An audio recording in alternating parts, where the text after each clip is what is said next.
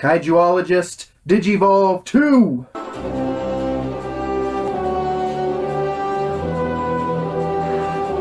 Mega Rantmon.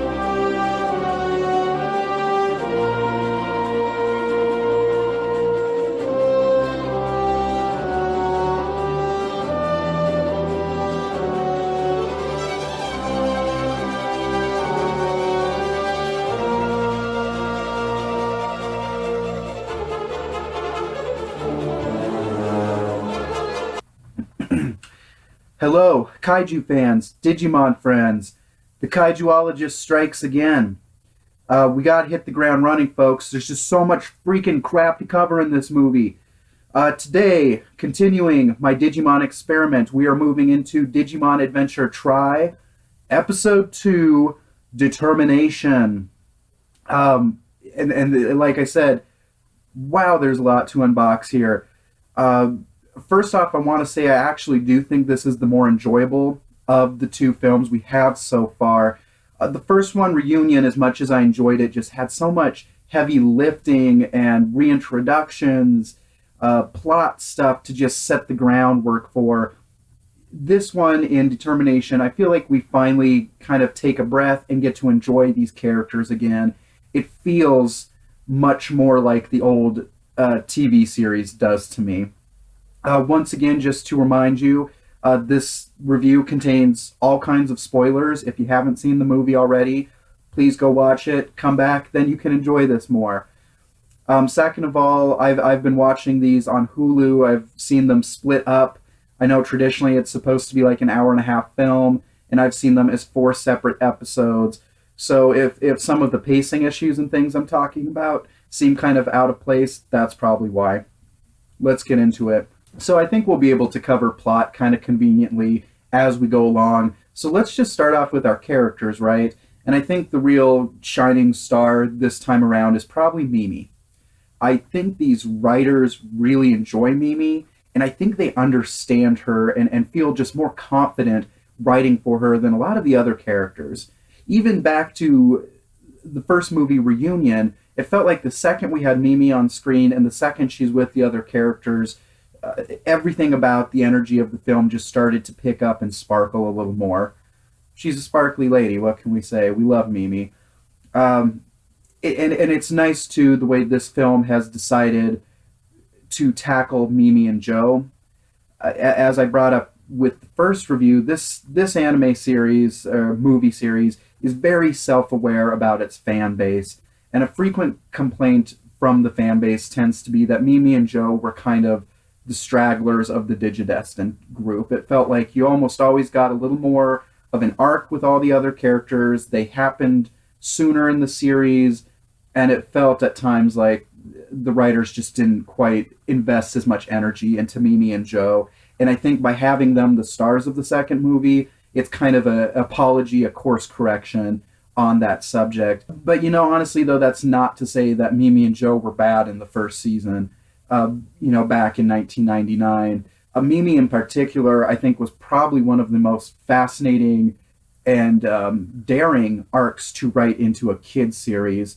That she starts off kind of this, slightly bratty, but mostly just kind of unfiltered, strong-headed girl. And then, she was definitely the girly girl of the group, but by the end of it, she suddenly emerges as the almost deeply philosophical pacifist of the group, who has realized that violence just keeps adding to violence and doesn't want any part of it. And that's a fascinating thing to write into a kid's series that the main crux of is monster battles. So then moving into Determination, I really like where we're taking Mimi. She's very strident and honestly almost more of a leader than anyone else in the group is at this point. It is a little bit of an adjustment from her. As the first season, I mentioned that she could almost to a fault just be a little too honest at times, and when she didn't like something, she could be a little whiny. But she also wasn't much of like a self-motivator type. She usually let someone else set the plan. She would follow along. She very rarely, took the initiative herself. And that is very different in this film. Almost every episode is Mimi taking the initiative and going ahead, and that's the crux of her character arc, is her finding that balance between what is too much action, what is me being a little too self-assured and confident, and where is that actually my strength. Mimi's fascinating too in that she kind of serves as this bridge in a way between the American fan base and the Japanese fan base. And I think the writers are really paying attention to that. For one, it offers a lot of interesting reasons that once Mimi is back in Japan, there's certain restaurants she really wants to see. Obviously, the bathhouse episode, which I'll get to later. But it makes perfect sense that she misses these things from her childhood. When she comes home, she wants to celebrate by taking in the culture again. At the same time, she brings over aspects of American culture that don't always fit in. The whole arc with the kids' restaurant they have to do for the school festival, and she wants to do daters. Yeah, I'm pretty sure that's a joke that lands in a very different way for the American audience than it does for the Japanese audience. It's a very cute version of Hooters. Essentially, she wants all of her classmates to dress up in pretty revealing cheerleader uniforms, and in between serving food, also put on a cheerleading show.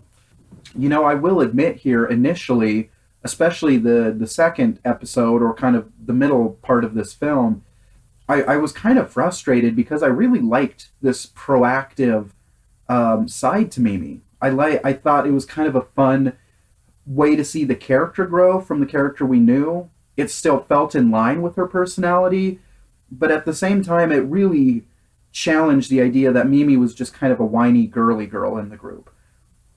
But by the end of the episode, it feels like almost every character, every level of her life is like, nope, you're too aggressive, you're too domineering, you need to take it down a notch.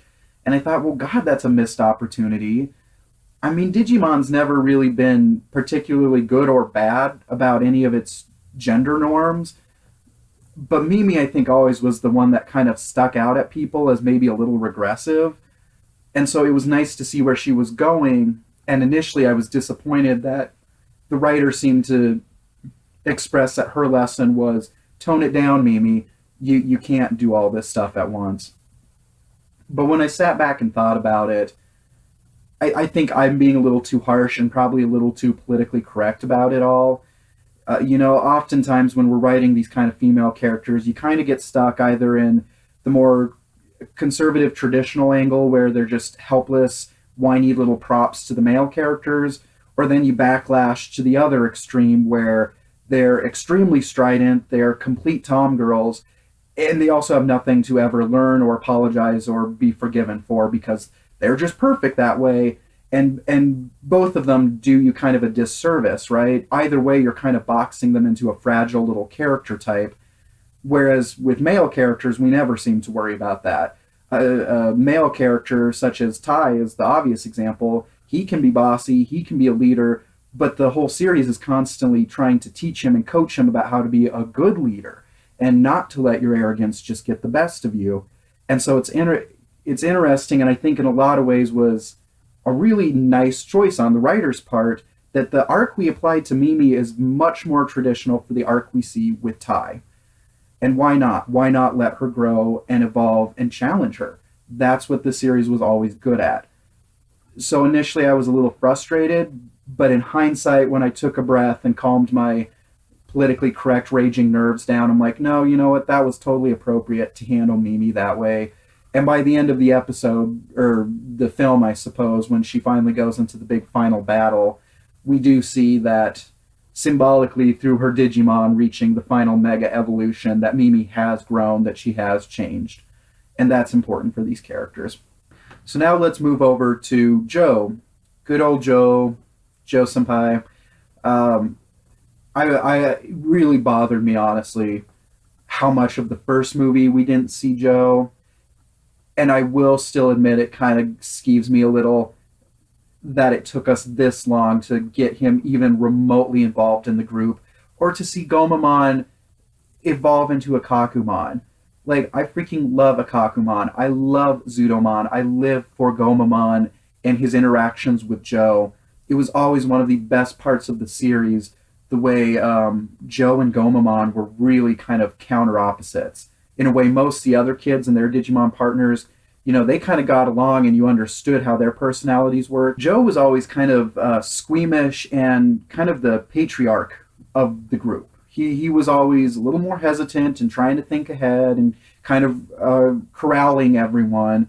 And then he gets Gomamon, who's almost just completely childish, always energetic, always optimistic, and it was really nice the way they balanced each other out. And it's been a disappointment to me how little we've gotten to see that. Now that said, Joe was always unique in the group, being the oldest.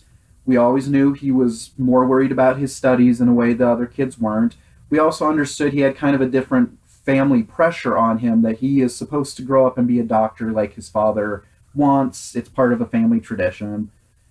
And so again, if the writers are tasked with having to reimagine these characters 4 or 5 years later, it makes perfect sense we find Joe in the situation he's in.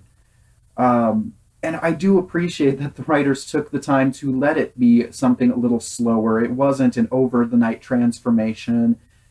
And considering how, I guess, engaged all the other characters were, it does offer some nice variety. The way Joe has almost isolated himself, it just gives his character arc a very different flavor. I understand that. I appreciate that. I just feel like it took way too long.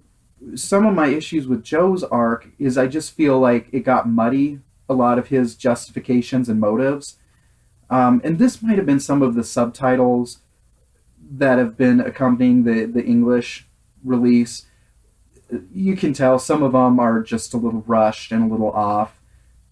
But in particular, I thought it was weird how initially it seemed like Joe was avoiding the group because he really is worried about his studies. He really is worried about this next step of adulthood.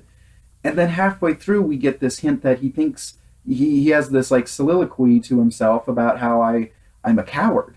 I'm using this whole growing up thing as an excuse not to be involved in this lifestyle anymore with the Digimon and the battles. So is he scared of battling? Is he scared of growing up? What? It just got a little muddy. And then the conclusion, I've seen a lot of people frustrated in their reviews with the conclusion that Kari pulls Joe aside and says, you got to remember it wasn't just your destiny. You and Gomamon were picked together as partners.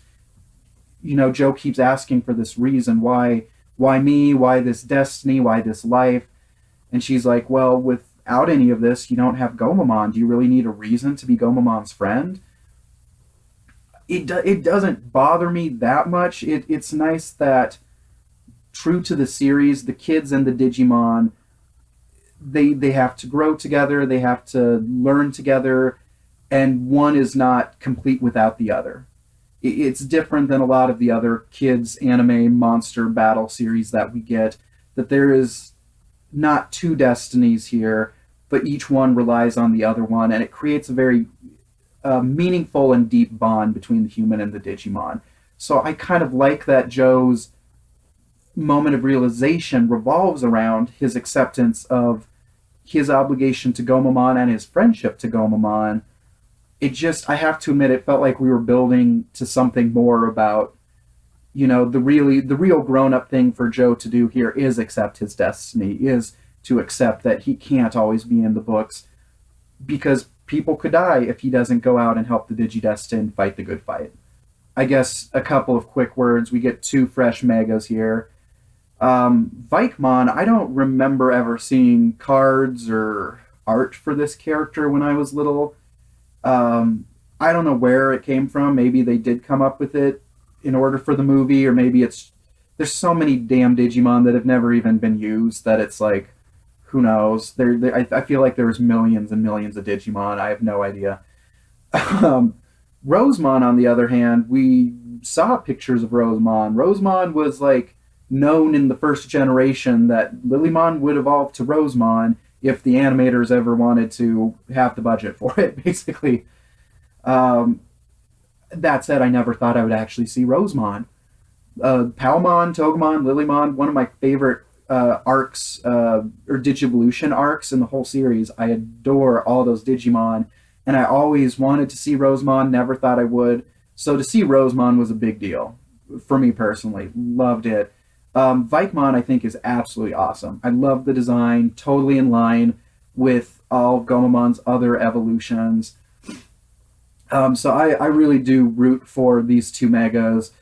There's a lot of people who are upset about the weird animation with Rosemon, and it's pretty noticeable. Even times where the rest of the animation is static, for one reason or another, Rosemon has very mobile titties. They bounce. They bounce quite a bit and very noticeably. And um, I don't know what to say about that one, folks. My best guess is it's kind of, I think there's maybe a level of Japanese humor there that doesn't translate as well to us Western fans. I don't know. I don't know. I think back to the episode of Sailor Moon where the girls get in a fight over who has largest tits, and apparently Sailor Jupiter wins that one. Maybe booby jokes are just a lot funnier and more kid friendly than they are over in America. I don't know. So the other character we obviously need to talk about is Mei-chan, or Mei Mei. I'm going to call her Mei, okay? Mei and Mei Kumon. I don't know what the writers were thinking. That's like day one of playwright screenwrite class, is you don't give two characters, you don't write with two characters with the same name. It's a bitch when people are trying to read that script. I don't know, whatever. Anyway, Mei-chan, I kind of like Mei-chan.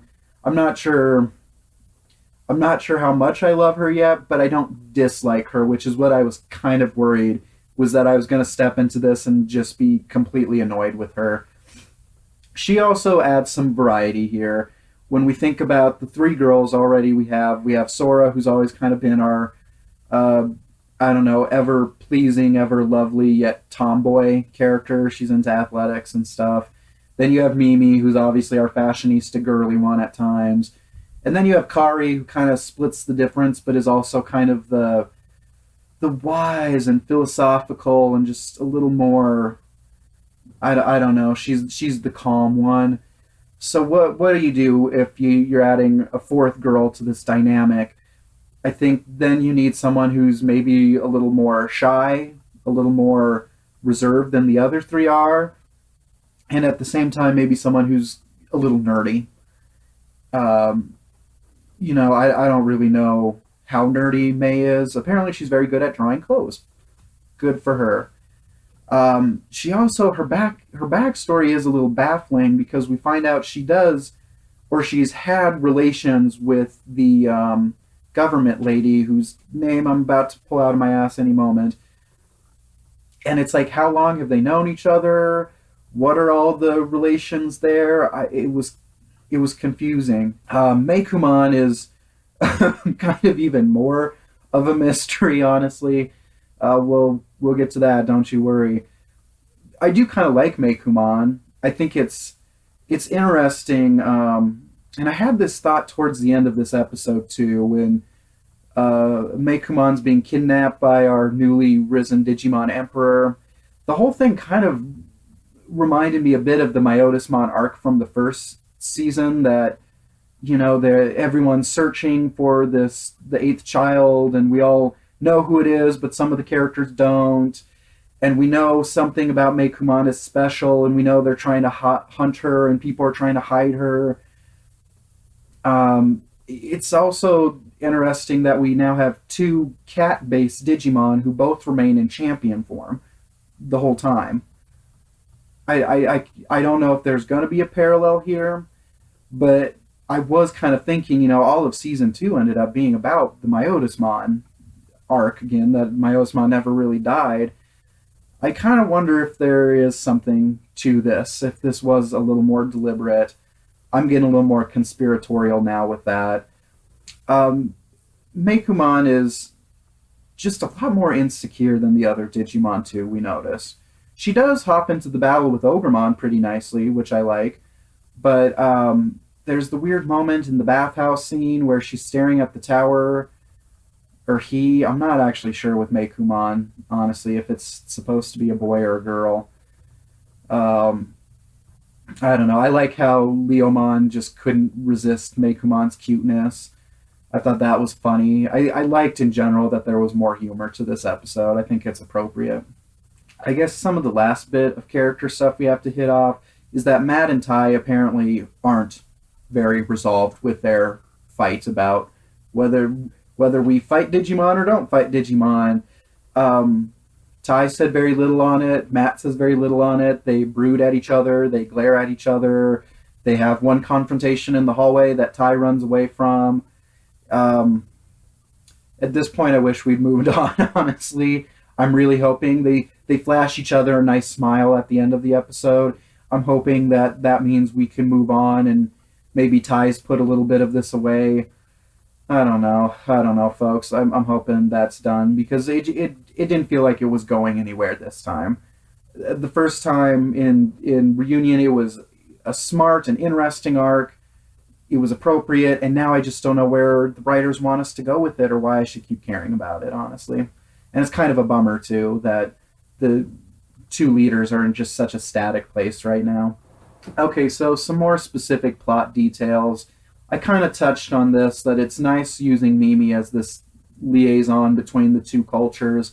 That she comes back to Japan, and she wants to re-immerse herself in the Japanese culture.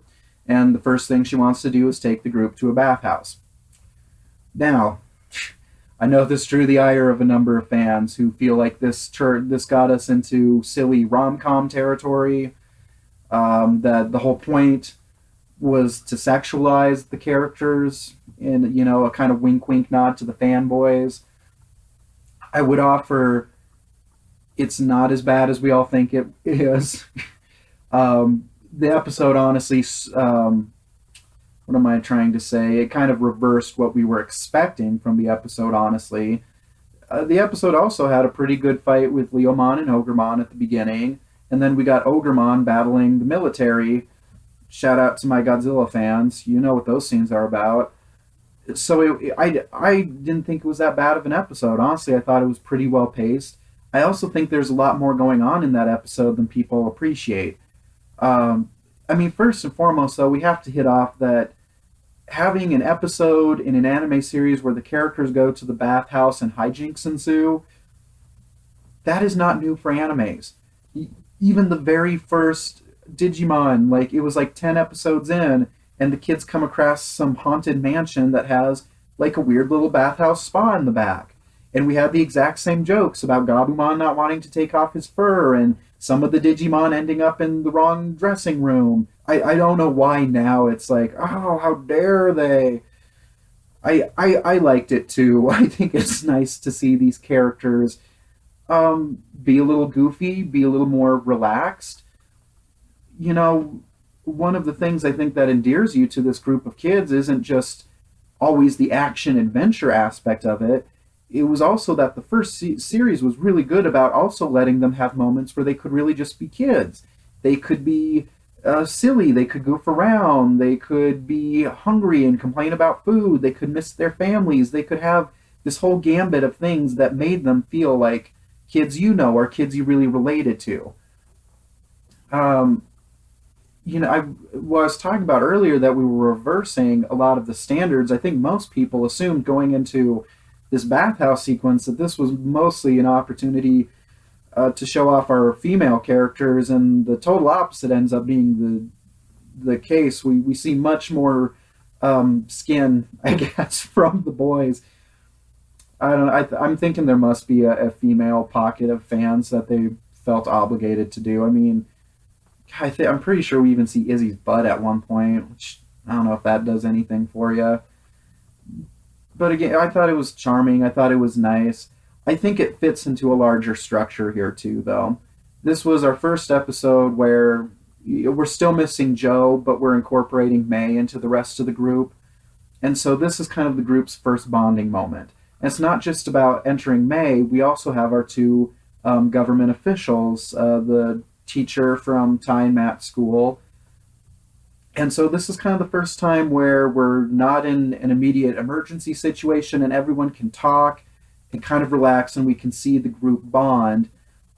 And this is not a completely revolutionary literary device, storytelling device, how about? Um, that when you have characters bond, or you have characters have moments of clarity, or characters face down their worst fears, you actually do have a level of nudity incorporated in the imagery to represent vulnerability. It's not just about sexuality, it's not just about, a cute butt joke here or there.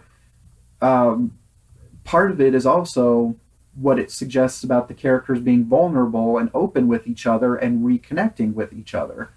So I think one of the next points I have to start kicking around here is there is just a list, there is a catalog of mysteries that this movie throws at you. Okay, deep breath. Let's try and start to hit some of it off.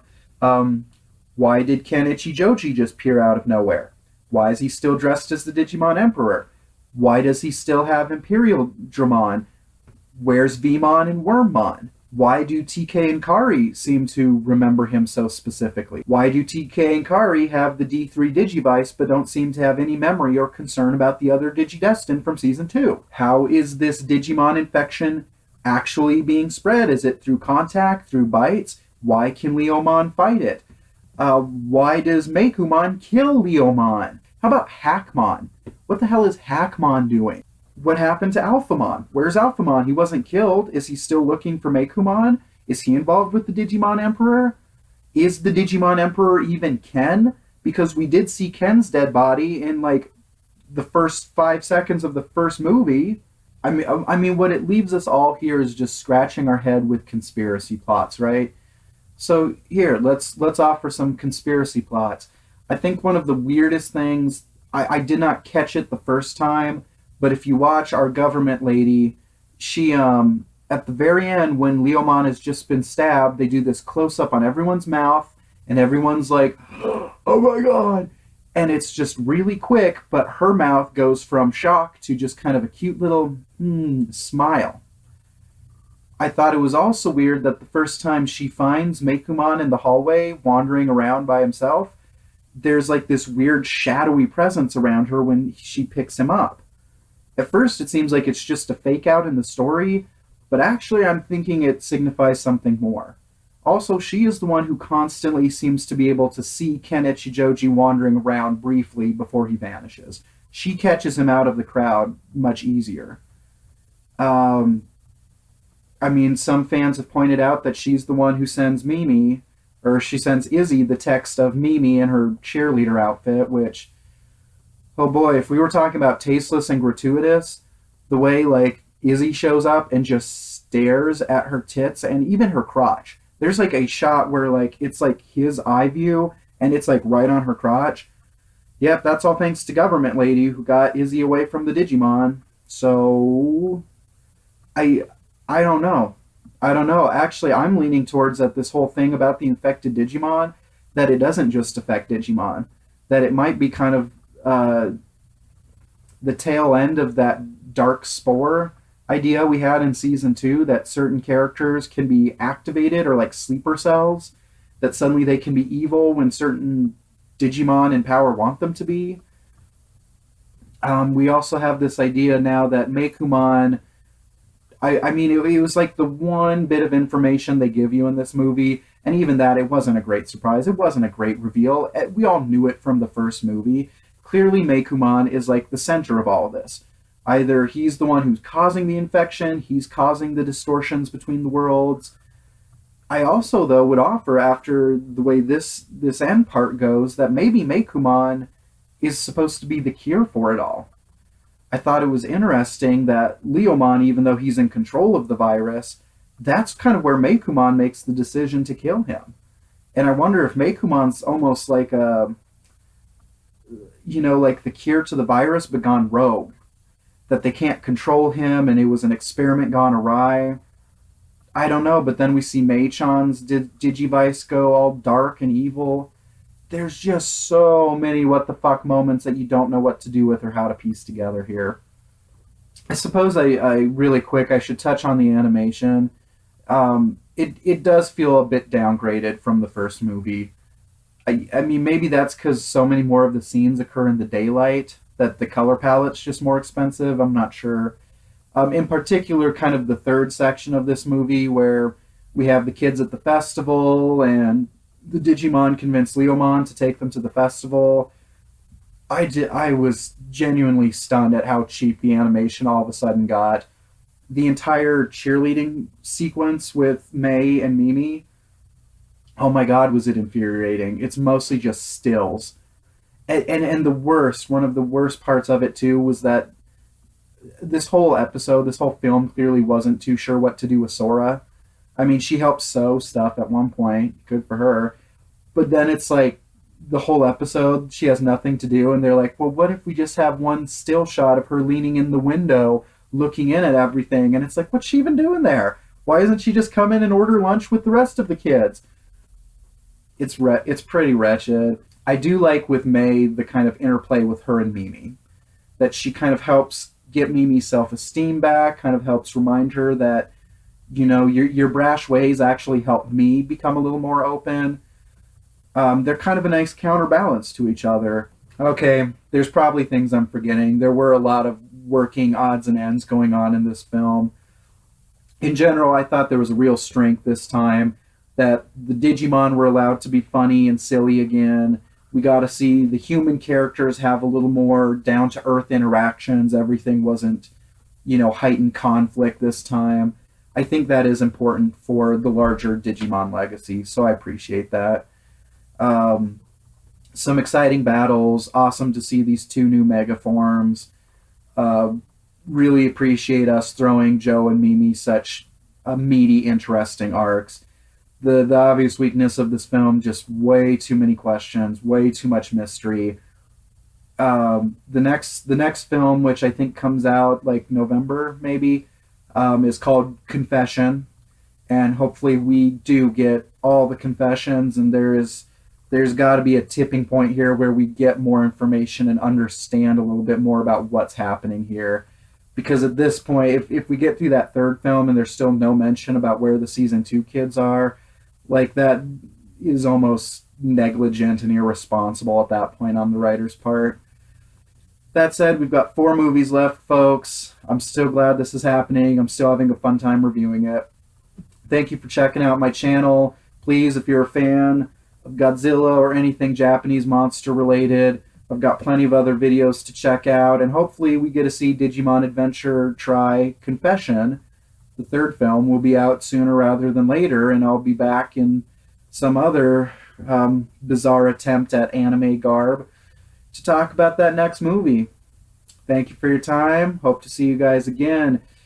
I am the Kaijuologist, signing off from Denver, Colorado. We are the Mile High City, and we're getting higher all the time.